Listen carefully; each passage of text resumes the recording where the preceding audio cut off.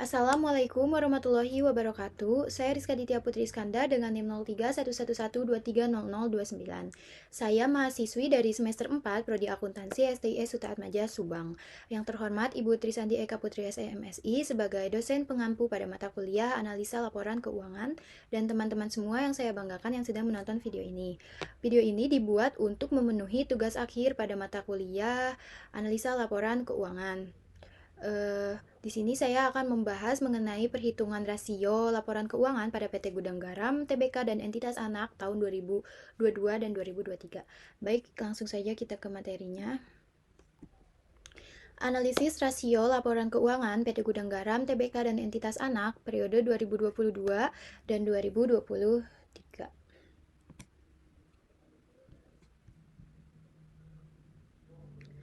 Nah, yang akan dihitung yaitu rasio likuiditas, rasio solvabilitas, rasio aktivitas, dan rasio profitabilitas. Pertama, rasio likuiditas.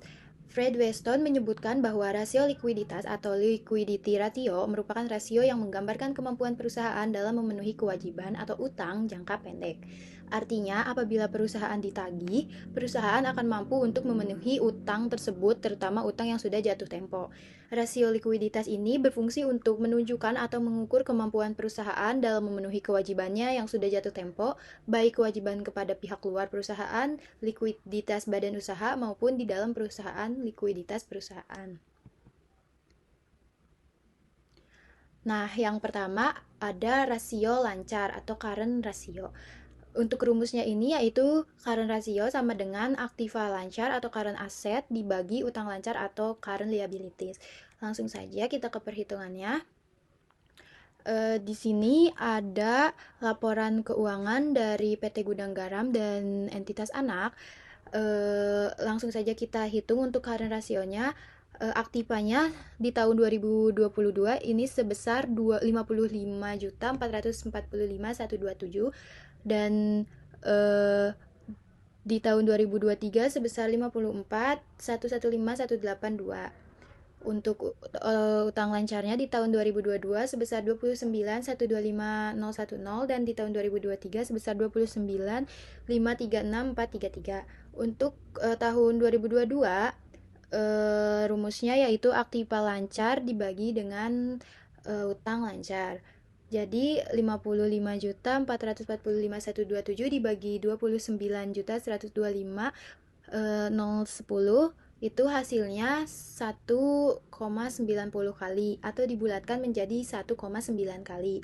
Untuk tahun 2023-nya 54.115.182 dibagi 29 536.433 dan menghasilkan 1,83 kali atau dibulatkan menjadi 1,8 kali. Untuk rasio kedua yaitu rasio sangat lancar atau quick ratio.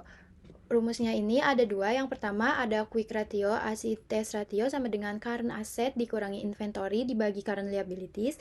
Dan yang kedua ada quick ratio, ACTS ratio sama dengan kas ditambah bank ditambah efek ditambah piutang dibagi current liabilities. Untuk perhitungannya di sini sama, ada laporan keuangan dari PT Gudang Garamnya.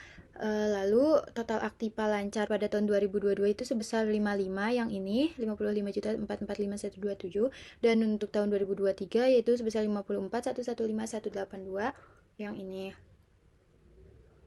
Untuk total utang tahun 2022 sebesar 29.125.010 dari yang ini, dan tahun 2023 sebesar 29.536.433 dari yang ini.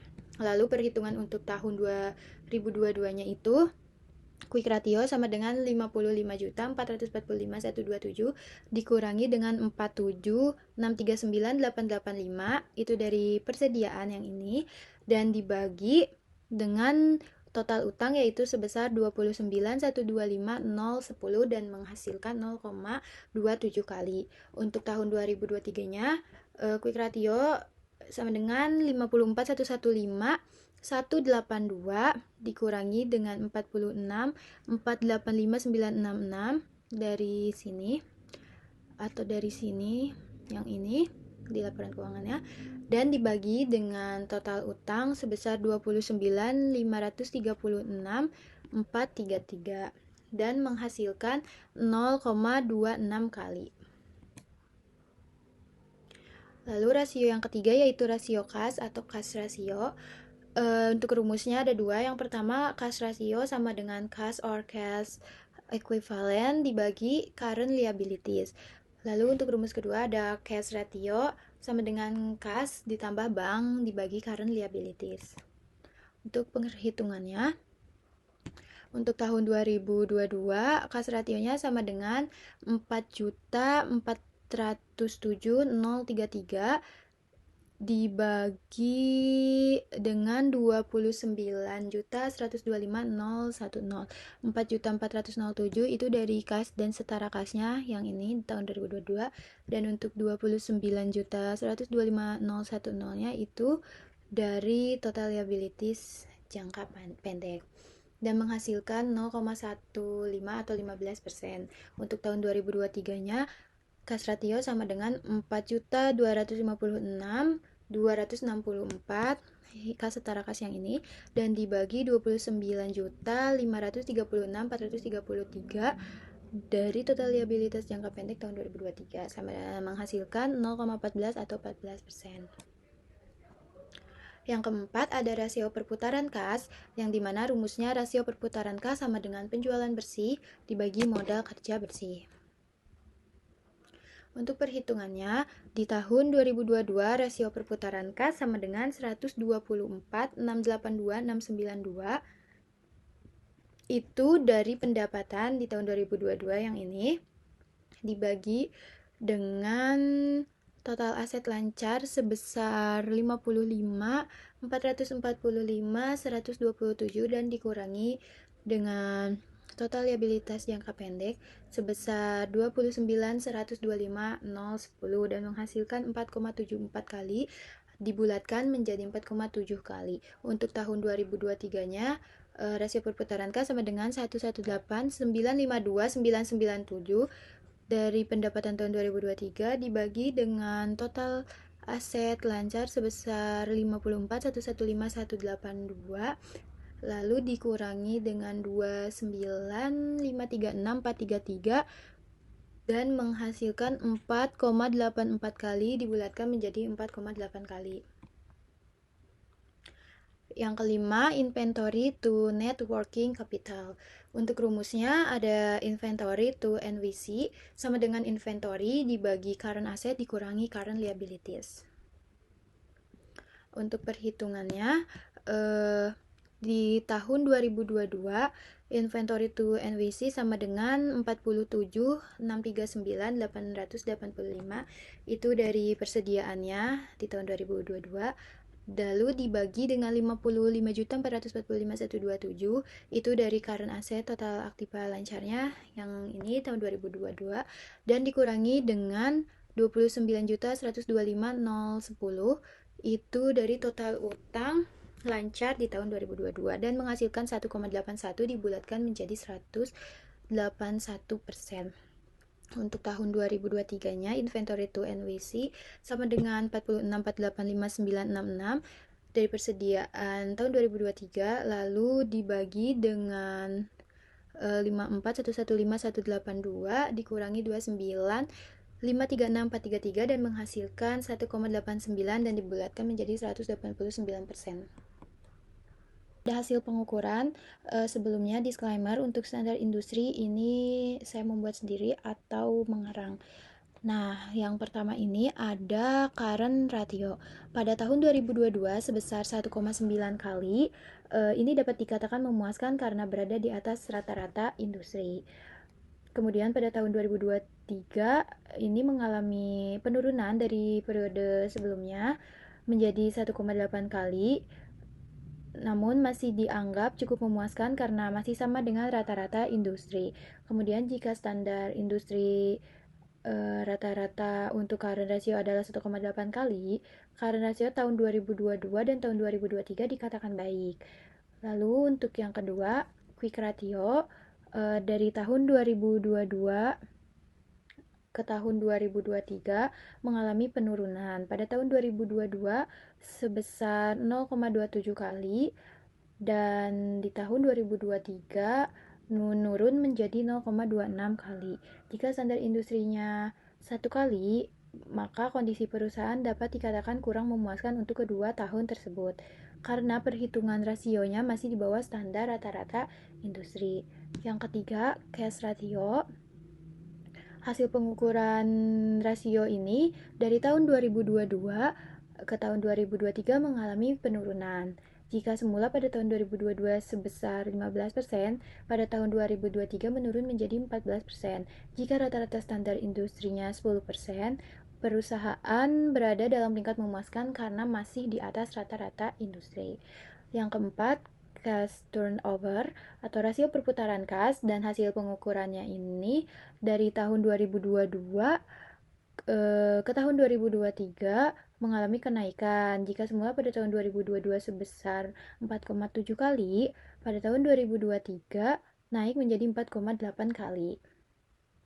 Jika rata-rata industri sebesar 4,8 kali, maka kondisi perusahaan tahun 2022 tidak memuaskan karena berada di bawah rata-rata industri. Sementara itu, untuk tahun 2023 cukup memuaskan karena sama dengan rata-rata industri. Lalu yang terakhir, kelima, inventory to net working capital. Hasil pengukurannya di tahun 2022 sebesar 181%, mengalami kenaikan di tahun 2023 sebesar 189%. Kemudian jika standar industrinya 185%, rasio perusahaan ini untuk tahun 2022 dinilai kurang baik karena berada di bawah standar industri. Sementara itu untuk tahun 2023 dinilai baik karena berada di atas rata-rata industri. Selanjutnya yang kedua ada rasio solvabilitas. Nah, rasio solvabilitas atau leverage ratio merupakan rasio yang digunakan untuk mengukur sejauh mana aktiva perusahaan dibiayai dengan utang. Artinya, berapa besar beban utang yang ditanggung perusahaan dibandingkan dengan aktivanya. Dalam arti luas, dikatakan bahwa rasio solvabilitas yang digunakan untuk mengukur kemampuan perusahaan untuk membayar seluruh kewajibannya, baik jangka pendek maupun jangka panjang apabila perusahaan dibubarkan atau dilikuidasi. Yang pertama ada debt to asset ratio atau DEB ratio. Untuk rumusnya yaitu debt to asset ratio sama dengan total debt dibagi dengan total aset. Nah, untuk perhitungannya seperti biasa di sini ada laporan keuangan dari PT Gudang Garam. Lalu untuk komponen laporan keuangannya ada total aktiva di tahun 2022 sebesar 88.562.617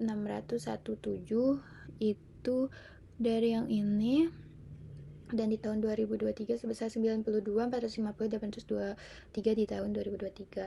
Untuk total utang tahun 2022-nya sebesar 30.706.651 dan untuk tahun 2023 sebesar 315.87.980. Untuk tahun 2022 debt to assets ratio sama dengan 30.706.651 dibagi dengan 88.562.617 dan menghasilkan 0,35 dibulatkan menjadi 35%. Untuk tahun 2023-nya debt to asset ratio sama dengan 31.587.980 dibagi dengan 92.450.823 sama dengan 0,34 dibulatkan menjadi 34%. Yang kedua ada debt to equity ratio. Untuk rumusnya debt to equity ratio sama dengan total utang dibagi ekuitas. Nah, untuk total utang di tahun 2022 itu ada 30.706.651 dan di tahun 2023 ada 31.587.980. Untuk total ekuitasnya di tahun 2022 itu sebesar 57.855.906. Lalu untuk tahun 2023-nya sebesar 60.862.843. Perhitungan untuk tahun 2022 debt to equity ratio sama dengan 30.706.651 dibagi dengan total ekuitas sebesar 57.855.966. Lalu menghasilkan 0,53 dibulatkan menjadi 53%. Untuk tahun 2023, debt to equity ratio 31587980 dibagi 60,862,843 menghasilkan 0,52 dan dibulatkan menjadi 52%. Lalu yang ketiga ada long term debt to equity ratio atau LTDTER. Untuk rumusnya yaitu LTDTER sama dengan long term debt dibagi equity.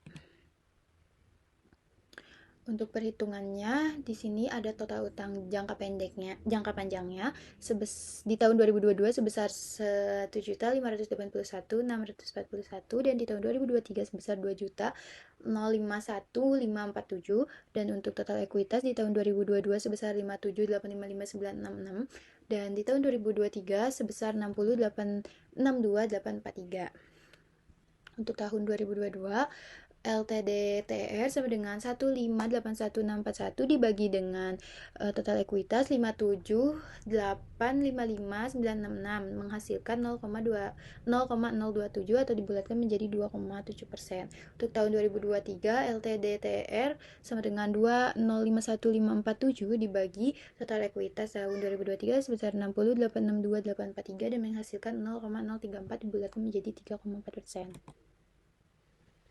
Yang keempat ada times interest earned. Untuk rumusnya ini ada dua. Rumus pertama yaitu time interest earned sama dengan EBIT dibagi biaya bunga atau interest, dan untuk rumus keduanya ada times interest earned sama dengan EBT ditambah biaya bunga dibagi biaya bunga atau interest. Untuk perhitungannya, di sini ada EBIT di tahun 2022 yaitu sebesar 3.908.926 dan di tahun 2023 sebesar 7.439.598 dan untuk biaya bunga di tahun 2022 sebesar 262.405 dan di tahun 2023 sebesar 578.782. Perhitungan untuk tahun 2022 yaitu times interest earned sama dengan EBIT yaitu sebesar 3.908.926 dibagi biaya bunga sebesar 262.405 dan menghasilkan 14,90 kali dibulatkan menjadi 15 kali. Untuk tahun 2023-nya time interest earned 7.439.598 dibagi biaya bunga 578.782 menghasilkan 12,85 kali dan dibulatkan menjadi 13 kali. Lalu ada fixed charge coverage atau FCC. Untuk rumusnya yaitu fixed charge coverage sama dengan EBT ditambah biaya bunga ditambah kewajiban sewa atau lease dibagi biaya bunga ditambah kewajiban sewa atau lease. Untuk perhitungannya di sini ada EBT di tahun 2022 sebesar 3.646.521 dan tahun 2023 sebesar 6.860.816. Untuk biaya bunganya di tahun 2022 sebesar 262.405 dan di tahun 2023 sebesar 578.782. Lalu untuk kewajiban sewa di tahun 2022 ada sebesar 904.877 dan di tahun 2023 sebesar 2758326. Untuk tahun 2022 yaitu fixed charge coverage sama dengan 3.646.521 ditambah biaya bunga yaitu sebesar 262.405 ditambah kewajiban sewa yaitu sebesar 904.877 lalu dibagi dengan biaya bunga sebesar 262.405 ditambah 904.877 kewajiban sewa dan menghasilkan 412 kali atau dibulatkan menjadi 4 kali. Untuk tahun 2023 fixed charge coverage-nya sama dengan 6.860.816 ditambah 578.782 ditambah 2758326 dibagi 578.782 ditambah 2758326 dan menghasilkan 3,05 kali atau dibulatkan menjadi 3 kali. Selanjutnya ada hasil pengukuran. Yang pertama debt to asset ratio pada tahun 2022 sebanyak 35%, artinya dari aktiva perusahaan didanai utang atau modal pinjaman sebesar 35%. Kemudian tahun 2023 sebanyak 34% dari aktiva perusahaan didanai utang atau modal pinjaman. Jika dibandingkan dengan standar industri sebesar 30%, kondisi perusahaan untuk tahun 2022 dan 2023 dinilai kurang baik. Artinya perusahaan dibayar dengan utang melebihi rata-rata industri. Lalu untuk time interest earned Pada tahun 2023 adalah 15 kali, atau dengan kata lain biaya bunga dapat ditutup 15 kali laba sebelum bunga dan pajak. Kemudian untuk tahun 2023 adalah 13 kali, atau dengan kata lain biaya bunga dapat ditutup 13 kali laba sebelum bunga dan pajak. Apabila rata-rata industri untuk usaha yang sejenis 15 kali rasio untuk tahun 2022 baik, tetapi untuk tahun 2023 kurang baik karena masih di bawah rata-rata industri. Yang kelima yaitu Fixed Charge Coverage atau FCC. Rata-rata industrinya adalah 4 kali, untuk tahun 2022 sebesar 4 kali, dan dinilai cukup baik karena masih berada di atas rata-rata industri sehingga memudahkan perusahaan untuk memperoleh pinjaman. Sementara itu untuk tahun 2023 hanya 3 kali dianggap kurang baik karena masih berada di bawah rata-rata industri.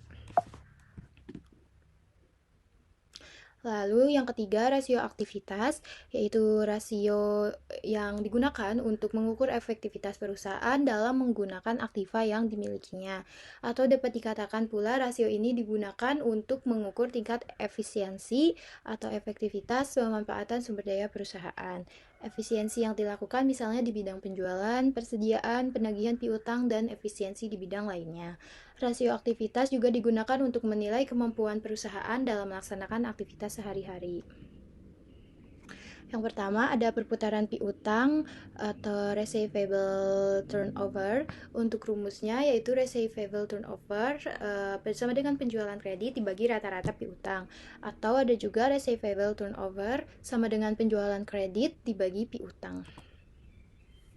Untuk perhitungannya di sini ada penjualan total di tahun 2022 sebesar 124.682.692 dan di tahun 2023 sebesar 118.952.997. Untuk piutangnya di tahun 2022 sebesar 2.181.496 dan di tahun 2023 sebesar 1.952.036.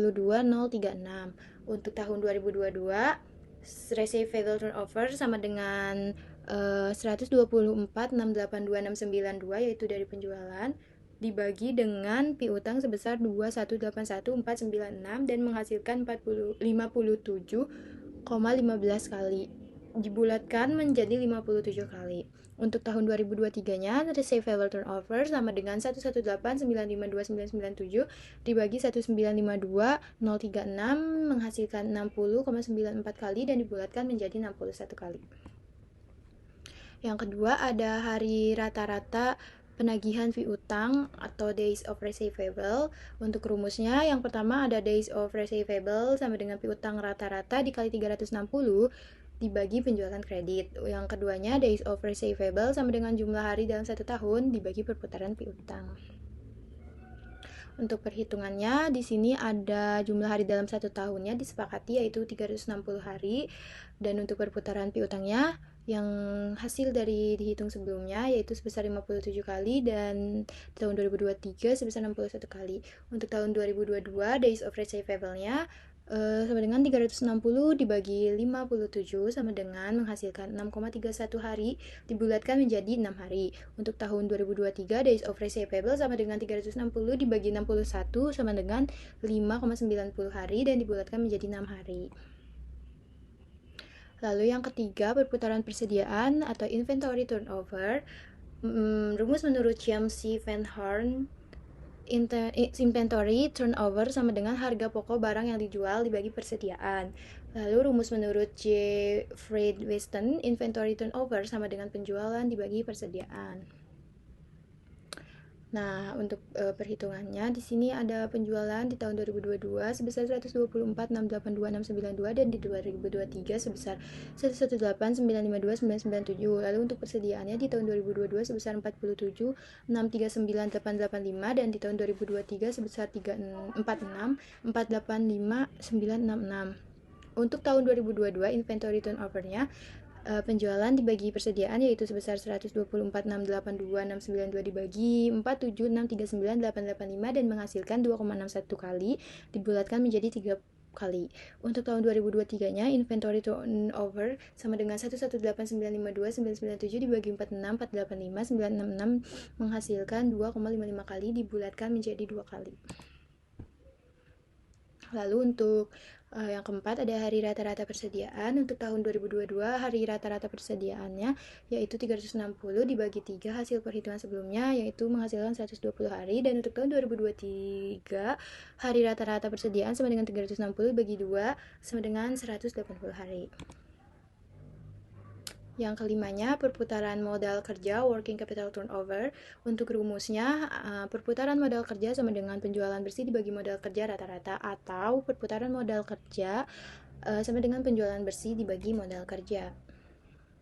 Untuk perhitungannya, untuk tahun 2022 perputaran modal kerjanya penjualannya sebesar 124,682,692 dibagi total aktifanya sebesar 55,445,127 dan dikurangi oleh total utang sebesar 29,125,010 dan menghasilkan 4,73 kali dibulatkan menjadi 4,7 kali. Untuk tahun 2023 perputaran modal kerja sama dengan 118,952,997 itu dari penjualannya, dan dibagi total aktiva lancar sebesar 54,115,182 dikurangi total utang sebesar 29,536,433 dan menghasilkan 4,83 kali dibulatkan menjadi 4,8 kali. Yang keenam ada fixed assets turnover. Rumusnya yaitu fixed asset turnover sama dengan penjualan atau sales dibagi total aktiva tetap atau total fixed asset. Untuk perhitungannya di tahun 2022 fixed asset turnover sama dengan penjualannya sebesar 124,682,692 dibagi 33117490 yaitu dari total aktiva tetap dan menghasilkan 3,764 kali dibulatkan menjadi 3,8 kali. Untuk tahun 2023-nya fixed asset turnover sama dengan penjualannya itu sebesar 118,952,997 dibagi dengan total aktiva tetapnya sebesar 38,335,641 dan menghasilkan 3,102 kali dibulatkan menjadi 3,1 kali. Lalu yang terakhir ada total asset turnover. Untuk rumusnya yaitu total asset turnover sama dengan penjualan sales dibagi total aktiva atau total aset. Nah, untuk perhitungannya di tahun 2022 total aset turnover untuk penjualannya sebesar 124,682,692 dibagi total aktiva sebesar 88,562,617 dan menghasilkan 1,47 kali 1,407 kali dibulatkan menjadi 1,4 kali. Untuk tahun 2023-nya yaitu total aset turnover penjualannya sebesar 118,952,997 dibagi dengan total aktiva sebesar 924,50,823 dan menghasilkan 1,286 kali dibulatkan menjadi 1,3 kali. Nah, ini untuk hasil pengukurannya. Yang pertama ada receivable turnover di tahun 2022 sebesar 57 kali dan di tahun 2023 sebesar 61 kali dan untuk standar industrinya sebesar 59 kali. Yang kedua day of receivable tahun 2022 sebesar 6 hari, di tahun 2023 sebesar 6 hari dan untuk standar industrinya sebesar 10 hari. Yang ketiga, inventory turnover di tahun 2022 sebesar 3 kali, di tahun 2023 sebesar 2 kali dan untuk standar industrinya sebesar 2,5 kali. Yang keempat, days of inventory di tahun 2022 sebesar 120 hari, di tahun 2023 sebesar 180 hari dan untuk standar industrinya sebesar 150 hari. Yang kelima, ada working capital turnover di tahun 2022 sebesar 4,7 kali, di tahun 2023 sebesar 4,8 kali dan untuk standar industrinya sebesar 5 kali. Dan yang keenam, fixed asset turnover di tahun 2022 sebesar 3,8 kali, di tahun 2023 sebesar 3,1 kali dan untuk standar industrinya sebesar 5 kali. Dan yang terakhir, total asset turnover di tahun 2022 sebesar 1,4 kali, di tahun 2023 sebesar 1,3 kali dan untuk standar industrinya sebesar 2 kali. Selanjutnya rasio terakhir keempat yaitu rasio profitabilitas, merupakan rasio untuk menilai kemampuan perusahaan dalam mencari keuntungan. Rasio ini juga dapat memberikan ukuran tingkat efektivitas manajemen suatu perusahaan. Hal ini ditunjukkan oleh laba yang dihasilkan dari penjualan dan pendapatan investasi. Intinya adalah penggunaan rasio ini menunjukkan efisiensi perusahaan. Pengukuran dapat dilakukan untuk beberapa periode operasi. Tujuannya adalah agar terlihat perkembangan perusahaan dalam rentang waktu tertentu, baik penurunan atau kenaikan, sekaligus mencari penyebab perubahan tersebut. Yang pertama ada profit margin on sales. Nah, di sini ada dua perhitungan, yaitu ada rumus margin laba kotor. Yang pertama, profit margin sama dengan penjualan bersih dikurangi harga pokok penjualan dibagi sales. Lalu untuk mencari rumus margin laba bersihnya, yaitu net profit margin sama dengan earning after interest and tax atau EAT dibagi sales. Nah, untuk perhitungannya, pertama di sini ada margin laba kotor. Untuk tahun 2022 profit marginnya 124,682,692, ini dari penjualan tahun 2022 dikurangi dengan harga pokok penjualannya yaitu sebesar 113,587,089 dibagi dengan harga pokok penjualan sebesar 113,587,089, lalu menghasilkan 0,097 kali dan dibulatkan menjadi 9,7%. Untuk tahun 2023-nya profit margin sama dengan penjualan tahun 2023 sebesar 118,952,997 dikurangi dengan harga pokok penjualannya sebesar 104,357,376 dibagi harga pokok penjualannya sebesar 104,357,376 dan menghasilkan 0,139 kali dibulatkan menjadi 14 kali. Lalu untuk margin laba bersih di tahun 2022 yaitu profit margin sama dengan 2779742 dari earning after interest and tax dibagi penjualannya sebesar 124,682,692 menghasilkan 0,022 kali lalu dibulatkan menjadi 2,2%. Untuk tahun 2023-nya profit margin sama dengan 5324516 dibagi 118,952,997 menghasilkan 0,044 kali dibulatkan menjadi 4,4%. Lalu yang kedua ada return on assets atau ROA. Untuk rumusnya yaitu ROA sama dengan earning after interest and tax dibagi total aset.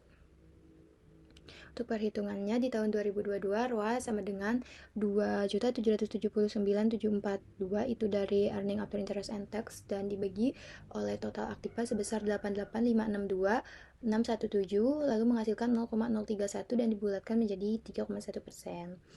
Untuk tahun 2023-nya ROA sama dengan 5.324.516 dari earning after interest and tax tahun 2023 dibagi total aktiva sebesar 92.450.823 dan menghasilkan 0,057 dan dibulatkan menjadi 5,7%.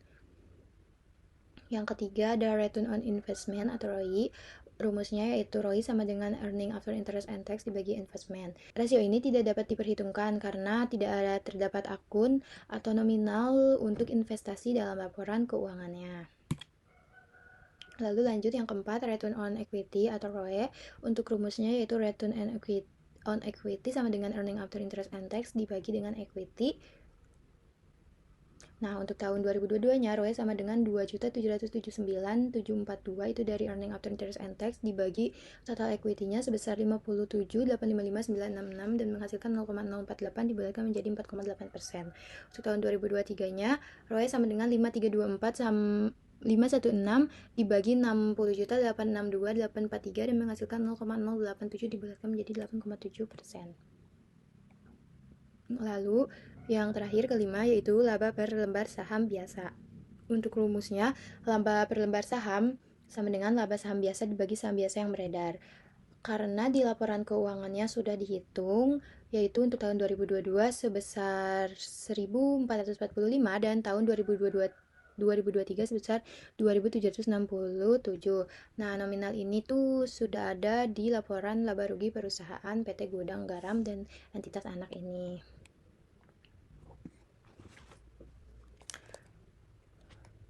Selanjutnya ada hasil pengukurannya. Yang pertama ada net profit margin. Kondisi net profit margin perusahaan ini cukup baik. Kenaikan di tahun 2022 yaitu sebesar 2,02% naik menjadi 4,4%. Jika rata-rata industri net profit margin adalah 3%, berarti margin perusahaan tahun 2023 sebesar 44% baik karena berada di atas rata-rata industri. Sementara di tahun 2022 dikatakan kurang baik karena berada di bawah rata-rata industri. Lalu yang kedua ROA di tahun 2022 sebesar 3,1% naik di tahun 2023 menjadi 5,7%. Dan jika standar industrinya 4%, maka 2023 dikatakan cukup baik karena berada di atas rata-rata dan untuk tahun 2022 dikatakan kurang baik karena berada di bawah rata-rata industri. Untuk ROE di tahun 2022 sebesar 4,8%, naik di tahun 2023 menjadi 8,7%. Dan jika standar industrinya sebesar 3%, maka kedua tahun ini cukup baik karena berada di atas rata-rata industri. Untuk earning per share of common stock di tahun 2022 sebesar 1.445 dan di tahun 2023 sebesar 2.767. Ini mengalami kenaikan di tahun 2023. Sekian yang dapat saya sampaikan. Mohon maaf untuk kurang lebihnya. Wassalamualaikum warahmatullahi wabarakatuh.